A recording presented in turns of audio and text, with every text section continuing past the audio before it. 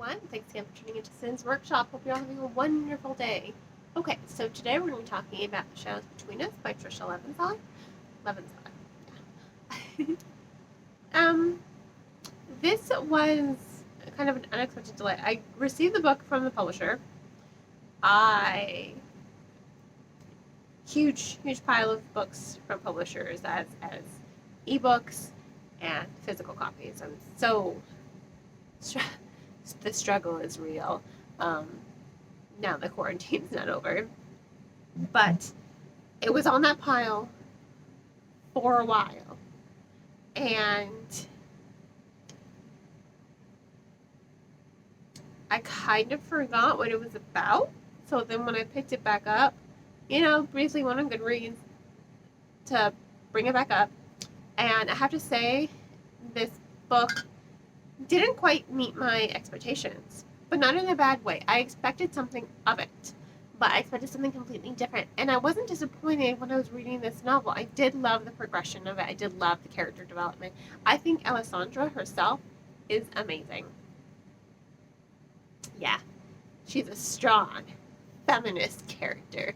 She has such an attitude, flair, and style, and ultimately I loved her. The book begins with her reminiscing of the murder of her former lover, who was pretty much just using her and then tired of her, and she thought she was in love with him. She has lots of love affairs. She lives in a kingdom where women are pretty much restricted, cover everything from your neck down, except for your hands, I think.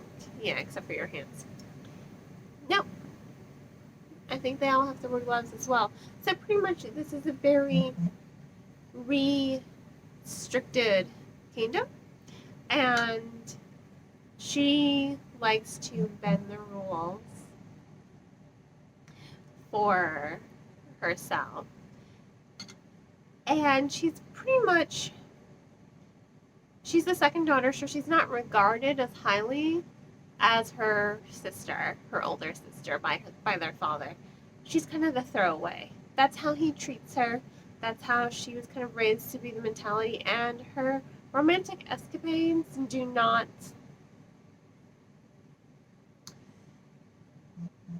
encourage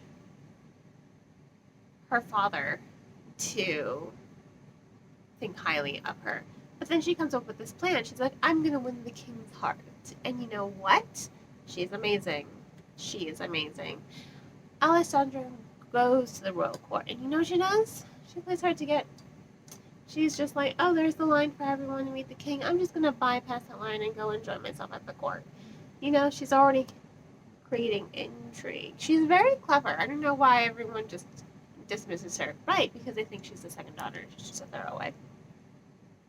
Not a fan of that, but that's just how the kingdom is. And I like how Alessandra just is like, whatever to any of that. She wears very tight clothing. She wears pants, very tight pants with capes attached to them. She's still not showing skin, but it's still like, oh, yes, she's showing her womanly figure. But she's bending the rules. She's finding loopholes. She's just like, well, if I have to cover myself up, I might as well do it fashionably. And that's what I like about her. She has attitude, she has spunk, she's creative. And I like how this might sound horrible. I like that she murdered her former lover, because I feel like there is this stigma, there's this double standard, men can sleep with whoever they want, be okay, and then women do it and they're deemed sluts. Yeah, I think we know. I think we can guess if I'm a fan of that or not. So I like how she owns it. She owns who she is. She owns herself. And I like that she is very empowered. I like that she feels empowered to be herself and to really just dominate everything that she does. I think that's very clever.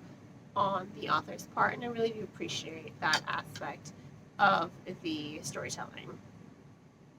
Now, as for the relationship between her and the king, I also found that to be incredibly intriguing. I like how, yes, she lies to him. She's manipulating him. Her whole goal is to become the queen and kill him. That's her goal in life. She's been spurned by men all her life, starting with her father, and then this former lover who she thought she was in love with. She's been spurned, she's been hurt by men.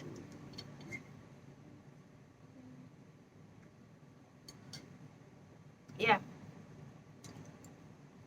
I got the cauldron today. So she has really no intention of falling for the king. Her goal is to make him fall for her, and she succeeds.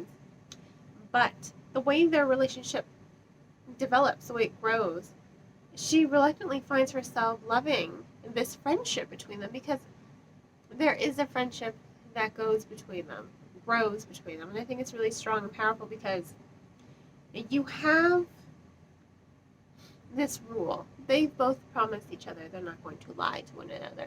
And you know what? It works. I think that that's a really strong foundation for any relationship, real or fiction. You can't lie to each other. Be honest. And that's something I liked with their relationship. So they are honest with one another. Will they omit things? Sure, they will omit things. They will try to avoid the question, but they still do remain honest with one another, and they do grow together, and they do flourish together. And I think that that's a really strong foundation for their relationship to get to the point where it gets to by the end of the novel. And if you're wondering if she gets her comeuppance, she does not. She does get away with murder, but barely. And you would think, you don't want her to get away with murder. It's like there's no way she's gonna get away with this. But you want her to get away with it, and I love how she does. There's a lot of layers to the story.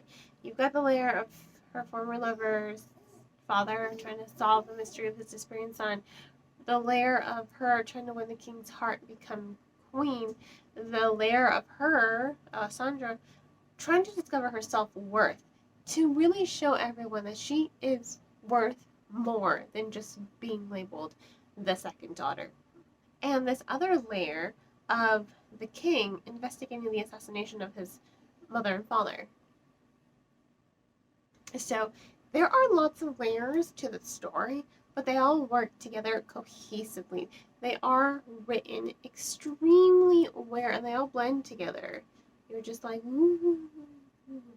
That's how they are. And that's why I like the story, because it doesn't pull the story into a bunch of different directions. All these stories work together to create a very strong, cohesive story that is imaginative. It's full of strange magic, and it's full of feminism. Really strong female characters that I loved. I loved Alessandra. I love her close friends, and I like how she allows herself to influence her friends. I like that. I like the influence she has on her friends, because she's encouraging them to just sort of stop living in such a restrictive nature and to really be themselves. And it ends up wonderfully for her friends, for them to just be themselves. And that's why I like the story. I think it does really do a lot of wonderful work with characterization. It does a lot of work with imagination. It really does delve into creating strong feminist characters. And I really did appreciate Trisha Levenseller's writing on that approach. So this was The Shadows Between Us by Trisha Levenseller. I'm going to go ahead and give it 4 solid stars. It really was a good book.